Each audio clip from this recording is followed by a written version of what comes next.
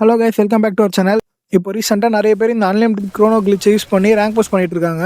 அந்த கிளிச்சை எப்படி பண்ணுறதுன்னு சொல்ல போறியா ப்ரோனா? அதுதான் இல்லை. அந்த கிளிச்சை தயவு செஞ்சு யூஸ் பண்ணாதீங்கன்னு சொல்கிறதுக்கு தான் இந்த வீடியோ. அந்த மாதிரி கிளிச்சை யூஸ் பண்ணி ரேங்க் புஷ் பண்ணால் ஐடி பேன் இல்லைனா சஸ்பெண்ட் ஆகிறதுக்கு வாய்ப்பு இருக்கு. அண்ட் ஏஸ் இப்போ கரீனா அந்த கிளிச்சை யூஸ் பண்ணி ரேங்க் புஷ் பண்ணிட்டு இருந்தால் சில பேரோட ஐடி எல்லாம் பேன் பண்ணிட்டாங்க. என்னப்பா செய்யறது?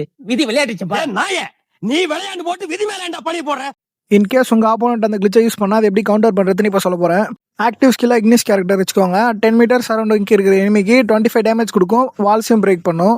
இதை 2 டைம் யூஸ் பண்ணலாம். ஸோ எனிமி க்ரோனோக்குள்ளேருந்து வெளில வந்து தான் ஆகணும். அடுத்து மூக்கோ கேரக்டர் எனிமியை மார்க் பண்ணி டீம்மேட்டுக்கு ஷேர் பண்ணும். அடுத்து ஓட்டோ கேரக்டர் எனிமியோட movement speed and rate of fire குறைக்கிறது மட்டும் இல்லாமல் நியர்பை எனிமிஸையும் மார்க் பண்ணும். நிக்கிட்டா கேரக்டர் ரீலோட் ஸ்பீடை இன்க்ரீஸ் பண்ணும். எனிமியோட ஹீலிங்கை 50% குறைக்கும். இக்னிஸ் கேரக்டர் ஒர்க் ஆகலனா நீங்கள் நீரோ கேரக்டர் கூட யூஸ் பண்ணிக்கலாம். அதே சேம் ஸ்கில்ஸோட யூஸ் பண்ணிக்கலாம்.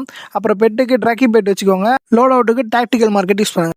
இந்த வீடியோ உங்களுக்கு யூஸ்ஃபுல்லாக இருக்கும்னு நினைக்கிறேன். அது மட்டும் இல்லாமல் நம்ம இப்போ தான் சேனல் ஓப்பன் பண்ணியிருக்கோம். ஸோ சப்ஸ்கிரைப் பண்ணலாமே கைஸ்.